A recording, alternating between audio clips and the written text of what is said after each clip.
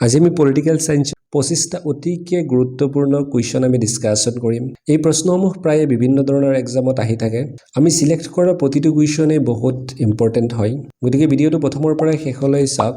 আৰু নিজকে এবাৰ টেষ্ট কৰি চাওক যে এই 25টা কুৱেশ্যনৰ পৰা আপুনি কেইটা শুদ্ধ উত্তৰ দিব পাৰে কাৰণ আমাৰ প্ৰত্যেকটো কুৱেশ্যনে আমি বহুত চালি চাই আমি সিলেক্ট কৰিছো গতিকে আশা কৰিছো ভিডিওটো সম্পূৰ্ণ চাব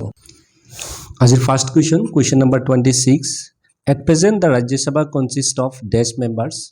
অৰ্থাৎ বৰ্তমান ৰাজ্যসভাৰ সদস্য সংখ্যা কিমান জন ইয়াৰে শুদ্ধ উত্তৰটো হ'ব অপচন নম্বৰ সি 245 ইয়াৰ বিষয়ে যদি অকমান ডিটেইল ডিসকাশন কৰো তেতিয়া আমি পাম যে বৰ্তমান ৰাজ্যসভাৰ মুঠ সদস্য সংখ্যা হৈছে 245 তাৰে 229 জন সদস্যক ৰাজ্যক প্ৰতিনিধিত্ব কৰে আৰু 4 জন সদস্যই কেন্দ্ৰীয় শাসিত অঞ্চলক প্ৰতিনিধিত্ব কৰে আৰু ভাৰতৰ ৰাষ্ট্ৰপতিয়ে 12 জন সদস্যক মনোনীত কৰে আৰু এটা ইম্পৰ্টেন্ট পইণ্ট হেতু আপোনালোকে ইয়াতে চাই লওক যে দা ম্যাক্সিমাম স্ট্ৰেংথ অফ ৰাজ্য সভা ইজ 250 কিন্তু আমাৰ ইয়াত প্ৰশ্নখনত আহিছিল যে বৰ্তমান ৰাজ্যসভাৰ সদস্য সংখ্যা অৰ্থাৎ বৰ্তমান সদস্য সংখ্যা হৈছে 245 কিন্তু ম্যাক্সিমাম স্ট্ৰেংথ কিমান হয় 250 এটো ইম্পৰ্টেন্ট হয় কেতিয়াবা ইয়াৰ বিষয়েও এক্সামত কোৱেশ্চন আহে next question At present, the Lok Sabha consists of dash members. অৰ্থাৎ বৰ্তমান লোকসভাৰ সদস্য সংখ্যা কিমান জন আছে সো ইয়াৰে শুদ্ধ উত্তৰটো হ'ব অপচন নম্বৰ বি 545 ইয়াৰ বিষয়ে অকমান ডিটেইল আমি যদি ডিসকাশন কৰো তেতিয়া আমি পাম যে at present the Lok Sabha consists of 545 members অৰ্থাৎ বৰ্তমান লোকসভাৰ মুঠ সদস্য সংখ্যা হৈছে 545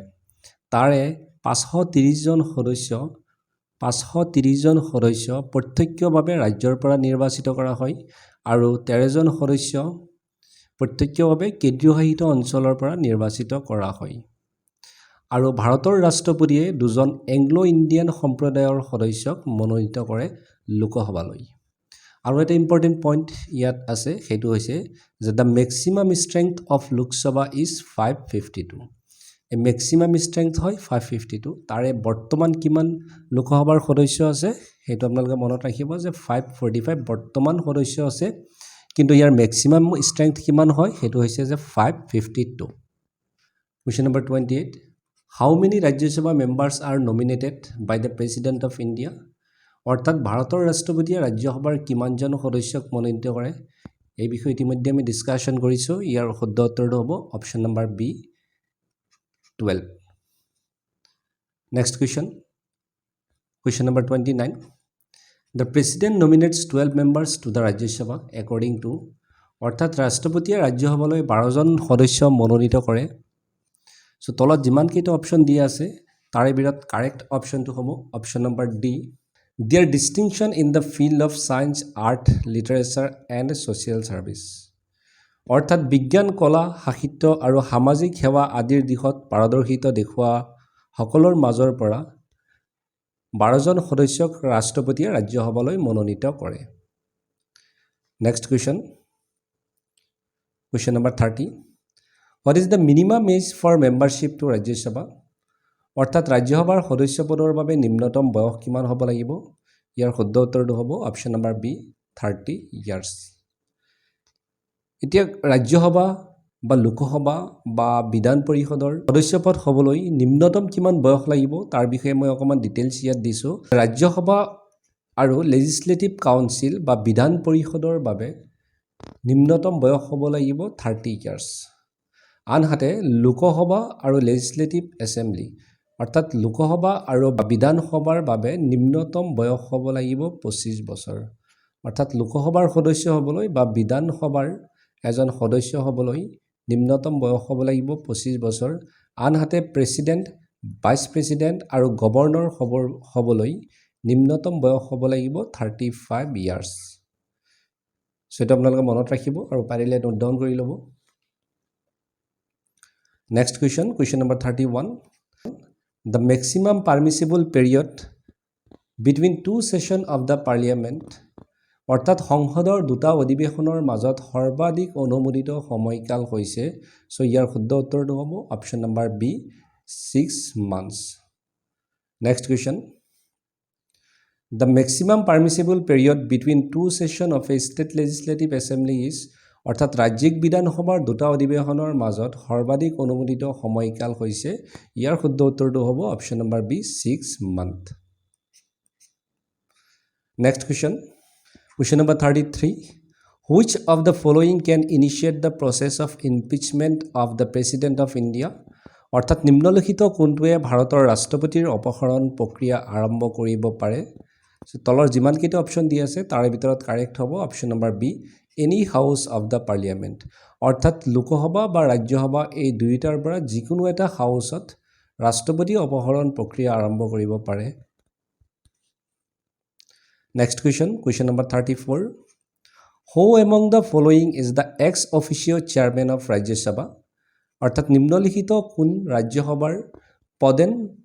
সভাপতি বা এক্স অফিচিও চেয়াৰম্যান হয় ইয়াৰ শুদ্ধ উত্তৰটো হ'ব option number D the vice president of India next question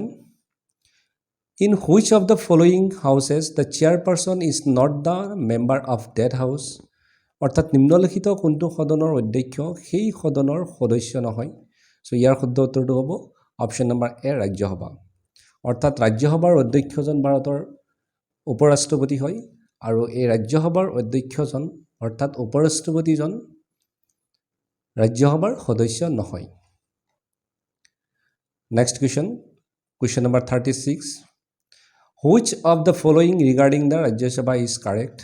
অৰ্থাৎ নিম্ন উল্লেখিত যিমান কেইটা উক্তি আছে তাৰ ভিতৰত কোন কেইটা উক্তি শুদ্ধ যে ফাৰ্স্ট উক্তিটো দিয়া আছে যে it is not subject to dissolution অৰ্থাৎ ৰাজ্যসভা ভংগ নহয় বা স্থায়ী সদন আৰু এটো আমি জানো এটো কি হ'ব এটো শুদ্ধ হ'ব কাৰণ ৰাজ্যসভা ভংগ নহয় আৰু এটা পাৰ্মানেন্ট বডি বা স্থায়ী সদন সো নেক্সট পইণ্টটো আমি চাওঁ it's member has a term of 6 years অৰ্থাৎ ৰাজ্যসভাৰ সদস্যৰ কাৰ্যকাল 6 বছৰ এটো উক্তিটো শুদ্ধ হয় তাৰ পিছত আমি থাৰ্ড পইণ্টটো চাওঁ যে 1/3 of its members retire after every 2 years অৰ্থাৎ প্ৰতি 2 বছৰ মূৰে মূৰে 1/3 সদস্যই অৱসৰ গ্ৰহণ কৰে এই উক্তিটো সত্য হয় আমি 4 নম্বৰটো চাওঁ যে its member must not be less than 25 years of age অৰ্থাৎ ৰাজ্যসভাৰ সদস্যৰ বয়স কমপক্ষেও 25 বছৰ হ'ব লাগিব এই উক্তিটো কি ভুল আছে অৰ্থাৎ ইয়াত যদি 35 হলহেতেন তেতিয়া শুদ্ধ হলহেতেন বা এনেকৈ আমি ক'ব পাৰো যে ৰাজ্যসভাৰ সদস্যৰ বয়স অন্তত 30 বছৰ বয়স হ'ব লাগিব গতিকে আমি ইমান সময় কি পালো যে এই 4 নম্বৰ উক্তিটো কি হৈ আছে ভুল হৈ আছে আৰু 1 2 3 এই তিনিটা উক্তি কি হ'ব শুদ্ধ হ'ব গতিকে অপচন নম্বৰ সি টো কি হৈ যাব ইয়াতে শুদ্ধ হৈ যাব next question number 37 which of the following are not sessions of the Lok Sabha অৰ্থাৎ নিম্ন উল্লেখিত কোনটো লোকসভাৰ অধিৱেশন নহয় তলত যিমান কেইটা অপচন দিয়া আছে হেখিনি যদি আমি অকমান বিশ্লেষণ কৰো যে বাজেট সেশন এটো হয় লোকসভাৰ অধিৱেশন হয় মনসুন সেশন এটো নহয় মনসুন সেশন লোকসভাৰ অধিৱেশন নহয় তাৰ পিছত যদি চাও সামাৰ সেশন এটো হয় লোকসভাৰ অধিৱেশন হয় আৰু উইন্টাৰ সেশনটো হয় তাৰ মানে আমি কি পালো যে মনসুন সেশনটো কি হয় লোকসভাৰ অধিৱেশন নহয় next question number 38 Who among the following was the first speaker of Lok Sabha অৰ্থাৎ নিম্নলিখিত কোন লোকসভাৰ প্ৰথম অধ্যক্ষ আছিল সো ইয়াৰ শুদ্ধ উত্তৰটো হ'ব অপচন নম্বৰ এ জিবি মাবালানকাৰ জিবি মাবালানকাৰ হয় লোকসভাৰ প্ৰথম অধ্যক্ষ next question number 39 Who presides over the joint session of both the house of the parliament অৰ্থাৎ সংসদৰ দুইখন সদনৰ যুটীয়া অধিৱেশনত কোনে সভাপতিত্ব কৰে কেতিয়াবা সংসদৰ যুটীয়া অধিৱেশন হয় আৰু সেই অধিৱেশনৰ সভাপতিত্ব কোনে কৰে সো ইয়াৰ শুদ্ধ উত্তৰ হ'ব option number B speaker of the Lok Sabha question number 40 the parliament can legislate on a subject in the state list অৰ্থাৎ সংসদে কেতিয়া ৰাজ্যিক সূচীত আইন প্ৰণয়ন কৰিব পাৰিব সো ইয়াৰ উত্তৰটো হ'ব option number A if the Rajya Sabha passes such a resolution অৰ্থাৎ যেতিয়া ৰাজ্যসভাই এনেকুৱা প্ৰস্তাৱ আগবঢ়াব আমি জানো যে ৰাজ্যিক সূচী বা ষ্টেট লিষ্ট যোনটো আছে এই ষ্টেট লিষ্টত আইন প্ৰণয়ন কৰাৰ ক্ষমতা কেৱল ৰাজ্য চৰকাৰৰ ওপৰত কিন্তু এই আইন প্ৰণয়নৰ ক্ষমতা কেন্দ্ৰীয় চৰকাৰেও বা পাৰ্লিয়ামেন্টেও আইন পাস কৰিব পাৰিব যদিহে ৰাজ্যসভাই এনেকুৱা এটা ৰিজলিউচন পাস কৰিব পাৰে তেতিয়া ষ্টেট লিষ্টৰ ওপৰত ষ্টেট লিষ্ট বা ৰাজ্যিক সূচীৰ ওপৰতো পাৰ্লিয়ামেন্টে আইন প্ৰণয়ন কৰিব পাৰিব যদিহে ৰাজ্যসভাই তেনেকুৱা এটা ৰিজলিউচন পাস কৰে Next question number 41. When the posts of both the president and the vice president are vacant, who among the following officiates as president? অৰ্থাৎ যেতিয়া ৰাষ্ট্ৰপতি আৰু উপৰাষ্ট্ৰপতি দুয়োৰে পদ খালী থাকে নিম্নলিখিত কোনে ৰাষ্ট্ৰপতি হিচাপে কাৰ্যনিৰ্বাহ কৰে সো তলত যিমানকেইটা অপশ্যন দি আছে তাৰে ভিতৰত কাৰেক্ট হ'ব option number C the chief justice of supreme court Question number 42. Which article of the Indian Constitution gives authority to impose central rule if there has been failure of the constitutional machinery in any state of India? অৰ্থাৎ ভাৰতীয় সংবিধানৰ কোনটো অনুচ্ছেদে ভাৰতৰ কোনো ৰাজ্যত সাংবিধানিক ব্যৱস্থাৰ বিফলতা হ'লে কেন্দ্ৰীয় শাসন জাপি দিয়াৰ কৰ্তৃত্ব প্ৰদান কৰে ইয়াৰ শুদ্ধ উত্তৰটো হ'ব অপশ্যন নম্বৰ এ আৰ্টিকল 356 ভাৰতৰ সংবিধানত তিনি ধৰণৰ জৰুৰীকালীন অৱস্থাৰ কথা উল্লেখ আছে এই আৰ্টিকল 356 আমি যোনটো পাইছো এইটোক প্ৰেসিডেন্টছ ৰুল বুলি কোৱা হয় বা ৰাষ্ট্ৰপতি শাসন বুলি কোৱা হয় আৰু এই ৰাষ্ট্ৰপতি শাসনৰ বিষয়ে আৰ্টিকল 356 ত উল্লেখ আছে আৰু এক ধৰণৰ জৰুৰীকালীন অৱস্থা হৈছে নেশনেল ইমাৰ্জেন্সি বা ভাৰতীয় জাতীয় জৰুৰী অৱস্থা বুলি ইয়াক কোৱা হয় আৰু এই জাতীয় জৰুৰী অৱস্থা বা নেশনেল ইমাৰ্জেন্সিৰ কথা আৰ্টিকল 352 ত উল্লেখ আছে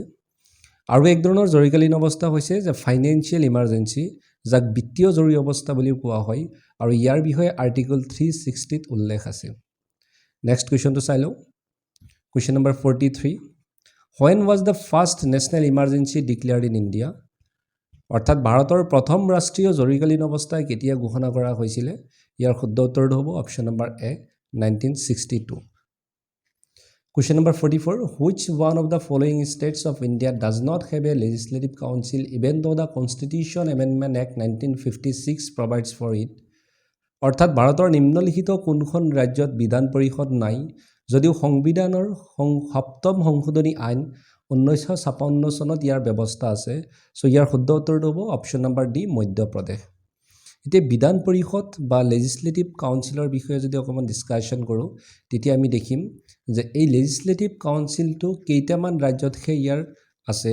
অৰ্থাৎ মাত্ৰ 5খন ৰাজ্যতহে এই লেজিসলেটিভ কাউন্সিল বা বিধান পৰিষদৰ কথা উল্লেখ আছে আৰু সেই কেইখন ৰাজ্য হৈছে ইউপি বিহাৰ মহাৰাষ্ট্ৰ কৰ্ণাটকা আৰু জম্মু এণ্ড কাশ্মীৰ আৰু বাকি কেইখন ৰাজ্যত এই বিধান পৰিষদৰ কথা উল্লেখ নাই যদিও সপ্তম সংশোধনী আইন 1956 এ মধ্যপ্ৰদেশৰ বাবেও ইয়াৰ ব্যৱস্থা কৰিছিল যদিও পিছৰ পৰ্যায়ত ৰাষ্ট্ৰপতিয়ে ইয়াৰ অনুমোদন জনোৱা নাছিল হেহে মধ্যপ্ৰদেশত বৰ্তমান বিধান পৰিষদ নাই তাত কেৱল বিধান সভাহে আছে তাৰ মানে আমি কি পাও যে অনলি 5টা ৰাজ্যতহে বিধান পৰিষদ আছে অৰ্থাৎ দুটা সদন আছে এটা হৈছে বিধান সভা আৰু এটা হৈছে বিধান পৰিষদ আৰু বাকি যিমান কেইটা ৰাজ্য আছে ভাৰতত সেই কেইটাত বিধান পৰিষদ নাই যদিও সপ্তম সংশোধনী আইন 1956 চনে মধ্যপ্ৰদেশত বিধান পৰিষদৰ ব্যৱস্থা কৰিছিল পিছলৈ ইয়াৰ কাৰ্যকৰী হোৱা নাই next question number 45 The power of the Supreme Court of India to decide disputes between the center and the states falls under its অৰ্থাৎ কেন্দ্ৰ আৰু ৰাজ্যসমূহৰ মাজৰ বিবাদ নিৰ্ণয় কৰাৰ বাবে ভাৰতৰ উচ্চতম ন্যায়ালয়ৰ ক্ষমতা ইয়াৰ অধীনত পৰে ইয়াৰ শুদ্ধ উত্তৰটো হ'ব option number B original jurisdiction next question number 46 The governor of which state has been vested with special power regarding the scheduled tribes areas অৰ্থাৎ কোনখন ৰাজ্যৰ ৰাজ্যপালক অনুসূচিত জনজাতীয় এলেকা সম্পৰ্কে বিশেষ ক্ষমতা প্ৰদান কৰা হৈছে ইয়াৰ শুদ্ধ উত্তৰটো হ'ব অপশ্যন নম্বৰ বি আসাম অৰ্থাৎ অসমৰ ৰাজ্যপালক অনুসূচিত জনজাতীয় এলেকা সম্পৰ্কে বিশেষ ক্ষমতা প্ৰদান কৰা হৈছে next question number 47 Which one of the following is part of the electoral college for the election of the President of India but does not form part of the forum for his impeachment অৰ্থাৎ নিম্নলিখিত কোনটো ভাৰতৰ ৰাষ্ট্ৰপতি নিৰ্বাচনৰ বাবে নিৰ্বাচনী গোট বা ইলেক্টৰেল কলেজৰ অংশ কিন্তু তেওঁৰ মহা অভিযোগ বা অপহৰণ প্ৰক্ৰিয়াৰ বাবে গঠিত মঞ্চৰ অংশ নহয় ইয়াৰ শুদ্ধ উত্তৰটো হ'ব option number D state legislative assemblies এতিয়া ৰাষ্ট্ৰপতিক আমি জানো যে লোকসভা ৰাজ্যসভা আৰু ৰাজ্যিক বিধানসভাৰ দ্বাৰা নিৰ্বাচিত সদস্যৰ দ্বাৰা গঠিত নিৰ্বাচনী গোট বা ইলেক্টৰেল কলেজৰ দ্বাৰা নিৰ্বাচিত কৰা হয় যদিও তেওঁৰ অপহৰণ প্ৰক্ৰিয়াৰ সময়ত ষ্টেট লেজিসলেটিভ এছেম্বলি বা ৰাজ্যিক বিধানসভাৰ সদস্যই ভোট গ্ৰহণ নকৰে আমি জানো যে ৰাষ্ট্ৰপতিক নিৰ্বাচনৰ সময়ত লোকসভা ৰাজ্যসভা আৰু ৰাজ্যিক বিধানসভাৰ সদস্যসকলৰ ভোটৰ দ্বাৰাহে নিৰ্বাচিত কৰা হয় কিন্তু ৰাষ্ট্ৰপতিক যেতিয়া অপহৰণৰ প্ৰক্ৰিয়া আৰম্ভ হয় বা মহা অভিযোগৰ অপহৰণ প্ৰক্ৰিয়াৰ সময়ত এই ষ্টেট লেজিসলেটিভ এছেম্বলিৰ মেম্বাৰসকলে অংশগ্ৰহণ নকৰে কিন্তু লোকসভা আৰু ৰাজ্যসভাৰ মেম্বাৰসকলে কি তাত অংশগ্ৰহণ কৰে কিন্তু বিধানসভাৰ সদস্যসকলে কি অংশগ্ৰহণ নকৰে Question number 48 The governor of a state is an integral part of the অৰ্থাৎ এখন ৰাজ্যৰ ৰাজ্যপাল ইয়াৰ এক অবিচ্ছেদ্য অংশ হয় সেইটো হৈছে যে ষ্টেট কেবিনেট নে পাৰ্লিয়ামেন্ট নে ষ্টেট লেজিসলেচাৰ নে state public service commission so ইয়াৰ শুদ্ধ উত্তৰটো হ'ব option number C state legislature অৰ্থাৎ ষ্টেট লেজিসলেচাৰৰ ৰাজ্যপাল এক অবিচ্ছেদ্য অংগ হয় next question number 49 Which among the following is the custodian of the Constitution of India? অর্থাৎ নিম্নলিখিত কোনটো ভাৰতৰ সংবিধানৰ ৰক্ষক হয় সো ইয়াৰ শুদ্ধ উত্তৰটো হ'ব option number D the supreme court of India অৰ্থাৎ সুপ্ৰিম কোৰ্ট অফ ইণ্ডিয়া ভাৰতৰ সংবিধানৰ ৰক্ষক বা কাষ্টডিয়ান অফ কনষ্টিটিউচন হয় next question number 50 Council of Minister includes option D আছে the cabinet minister the state minister আৰু কি আছে the deputy minister আৰু অপচন ডি আছে all of the above so ইয়াৰ শুদ্ধ উত্তৰটো হ'ব option number D all of them বা all of the above অৰ্থাৎ কাউন্সিল অফ মিনিষ্টাৰ অন্তৰ্গত হয় কেবিনেট মিনিষ্টাৰ ষ্টেট মিনিষ্টাৰ আৰু ডেপুটি মিনিষ্টাৰ এই গোটেই কেইটা লগ হৈ পেলাই কি বুলি কোৱা হয় যে কাউন্সিল অফ মিনিষ্টাৰ সো আশা কৰিছো ভিডিওটো ভাল পাইছে যদিহে ভাল পাইছে তেতিয়া আমাৰ এই ভিডিওটো লাইক কৰিব আৰু আমাৰ চেনেলটো সাবস্ক্ৰাইব কৰিব আৰু যিমান পাৰে নিজৰ বন্ধু-বান্ধৱৰ মাজত আমাৰ ভিডিওটো শেয়াৰ কৰিবলৈ নাপাহৰিব ধন্যবাদ